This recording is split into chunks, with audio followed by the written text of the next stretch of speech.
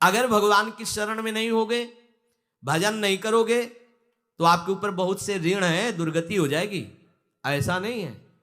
आप यहां भी तो देखो ना, आपके मकान, आपका व्यापार, सब कुछ आपका कहा जाता है, लेकिन सब कुछ सरकार का है। हर चीज का टैक्स देना पड़ेगा तुम्हें।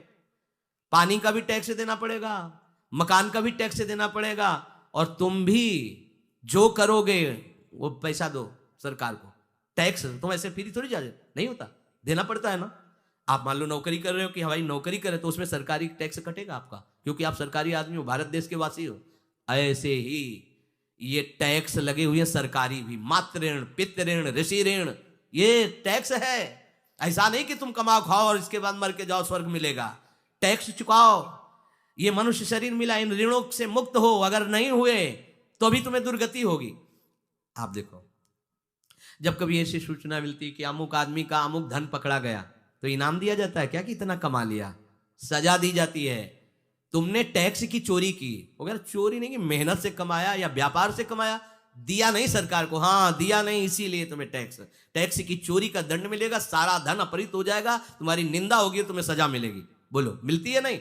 ऐसे ही ये लड़का, बच्चा, पत्नी, पुत्र, परिवार जो भी है, ये सब श्री भगवान का तुम्हें टैक्स देना है। क्या टैक्स देना है? भगवान की शरण होकर उनका सुमिरन करो, सारे ऋणों से वो मुक्त कर देंगे। एकादशी स्कंद में कहा है, मेरा भजन करने वाले का कोई ऋण नहीं रह जाता। और नहीं तो महाभारत में ही प्रसंग आता है, एक जरत्कारु नाम के ब्रह्म ऋषि थे। ऋषि और भक्त में बड़ा अंतर होता है। वो तपस्या प्रधान, जैसे दुर्वासा ऋषि तपस्या प्रधान थे, वो बाल ब्रह्मचारी और तपस्या से युक्त एक दिन भ्रमण कर रहे थे, तो आवाज आई, मेरी रक्षा करो, मेरी रक्षा करो। तो उस आवाज की तरफ बढ़े तो देखा कुएं में उल्टा लटके हुए हैं बहुत से ऋषि, और एक केवल तंतु है, एक केवल तंतु है जिसमें दो चूहे लगे हुए, उसको भी काट रहे हैं, एक काला और एक श्वेत। तो उन्होंने देखा और दयालु हो गए कि ऋषियों, मैं तुम्हारी कैसे रक्षा कर सकता हूं? तो उन्होंने कहा कि ये जो दो चूहे हैं रात और दिन हैं, और जो हम लोग हैं ये तुम्हारे पितर हैं।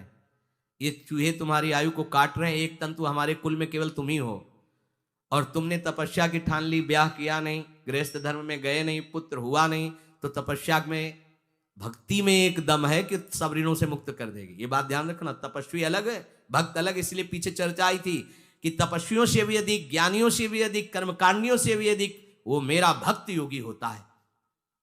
तुमने तो ब्याह किया नहीं, तो अब ये तंतु रात दिन तुम्हारे जीवन को काट रहे हैं, जहां तुम खत्म हुए हम सब नरक में गिर जाएंगे। पितरों ने कहा, तुम पितर ऋण से युक्त हो, मुक्त तभी होगे जब ऐसा करो। वो दृश्य खत्म, अंतर ध्यान हो गया। और वो बड़े दुखी हुए कि क्या करें। तो उन्होंने मन में निश्चय किया कि ब्याह तो करूंगा पितरों के उद्धार के लिए। इतने बड़े तपस्वी हैं जरत्कारु जी, बड़ी महिमा है, लेकिन बात यहां फंस गई, पितृ। उन्होंने मन में निश्चय किया कि कोई आके अपनी कन्या दे दे और उसका भी नाम जरत्कारु हो। मैं बिल्कुल भरण पोषण नहीं करूंगा, और कभी हमसे कोई प्रश्न ना करे। ऐसी अगर कोई कन्या देगा तो मैं स्वीकार कर लूंगा। अब ऐसे ना नगर जाना है, ना किसी से बात करनी, तो वृक्षों से कहते, अपने पितरों के उद्धार के लिए मैं चाहता हूं कि कोई पाणी ग्रहण संस्कार करा दे, कोई हमारे नाम की कन्या को दे दे, और ऐसा ऐसा व्रत है। ऐसा ही बोल रहे थे, वासुकी नाग उपस्थित हो गए, और उनकी बहन का भी नाम जरत्कारु था। उन्होंने कहा, सुनिए महाराज, मैं नागराज वासुकी हूं, सब देव रूप में, कोई ऐसे नहीं सांप वैसे बने, देव रूप, सुंदर कन्या जरत्कारु। बोले, ये कन्या मैं आपको समर्पित करता हूं, हमारा सौभाग्य होगा आप जैसा महर्षि हमारी बहन का पति बने। इसका भी नाम जरत्कारु है, और आपकी जो इच्छा है कि मैं भरण पोषण नहीं करूंगा, तो मेरे पास संपूर्ण वैभव है, आप भी पधारिए, मैं आपका भी भरण पोषण करूंगा, अपनी बहन का भी। तीसरी बात, मेरी बहन इतनी शास्त्र सम्मत आराधना से युक्त है कि वो कभी आपसे प्रश्न ही नहीं करेगी, तो उनका स्वीकार है। प्रसन्न हुए, चले गए। काफी समय तक उनके महल में रहे। एक दिन जरत्कारु अपनी जरत्कारु पत्नी की गोद में सर रख कर ऐसे लेटे हुए थे, सो गए। और शास्त्रज्ञ थी, संध्या का काल था। संध्या काल में निषेध है मैथुन करना, भोजन करना, और स्वाध्याय करना, ये संध्या काल में बस भगवत स्मरण प्राण लोकवत। लेकिन हमारे यहाँ महारानी जी की संध्या आरती और संध्या भोग लगने के बाद ये इसीलिए वृंदावन धाम इसका कहीं भी ये वेदान्नपि संन्यस्त, वेदों से भी ऊपर उठी हुई रसमयी रसोपासना है, प्रियालाल की महल है। ये जगत सिद्धांत नहीं है, ये जगदीश का भी सिद्धांत नहीं है, ये प्रेम सिद्धांत है। वृंदावन नित्य विहार रस है, इसलिए इसको बीच में बता देते हैं कहेंगे दूसरे को तो। और यहाँ शाम के तो भोग ही लगता है, गान बजान होता है, बकाया सिद्धांत है। आंख मूंद करके या तो गायत्री जप या जो गुरु मंत्र चुपचाप शांत भाव से जपे, ऐसा। अब वो इस चिंता में थे कि मेरे पति का धर्म जा रहा है और मैंने आज तक कुछ बोला नहीं अपने पति से। अगर बोलती हूं तो हो सकता है ये नाराज हो जाए और छोड़कर चले जाए। अगर मुझे छोड़ देते हैं और इनका धर्म बचता है तो ये ठीक बात रहेगी। कितनी विवेकवान है। अगर ये सोते रह गए और सूर्य अस्ताचल को चले गए तो इनका धर्म लोप हो जाएगा। ये मैं होने नहीं दूंगी, अपने पति का धर्म लोप नहीं होने दूंगी। और वो उस समय भी केवल एक लंगोटी लगा के रहते थे, अस्थि मात्र हो रहे शरीर। वहां भी ऐसा नहीं कि दूल्हा बन करके सज, नहीं, वैसे ही केवल पितरों की तृप्ति के लिए उन्होंने बात स्वीकार की थी। उन्होंने कहा महाराज उठिए, संध्या का समय है, शास्त्र निषेध करता है इस समय सोना नहीं चाहिए, नहीं आपके धर्म का लोप हो जाएगा। महाराज उठिए, सूर्य अस्ताचल को बस पहुंचने ही वाले हैं, उठिए।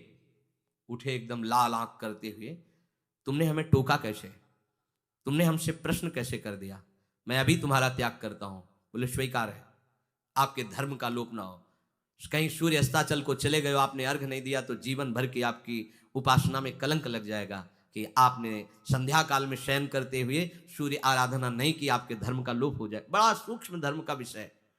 तो उनका सूर्य की ताकत कैसे कि मैं सोता रहूं और वो अस्ताचल को चले जाए, ऐसे महात्मा थे। कहा सूर्य की ताकत कैसे, भगवान व्यास देव जी ने लिखा है, किसी कहानी की बात नहीं। सूर्य की सामर्थ्य कैसे है कि मैं अर्घ ना दूं और वो अस्ताचल को चले जाएं। सूर्य तब तक रुके रहते जब तक मैं सोता रहता, पर तुमने टोक दिया, अब मैं चला।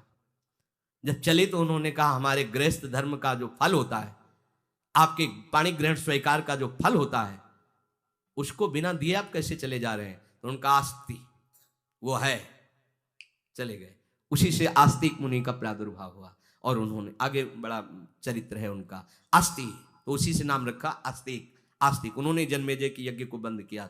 आप सोचो, एक पितर की तृप्ति के लिए उनको ये सब करना पड़ा। और श्री हरिशरणम और निरंतर भजन, तो मातृण पितृण देवऋण ऋषि ऋण सब ऋणों से उपासक मुक्त होकर के परम धाम को जाता है। एकमात्र भगवदास है, पर ये मूढ़ जन इस बात को नहीं जान पाते हैं।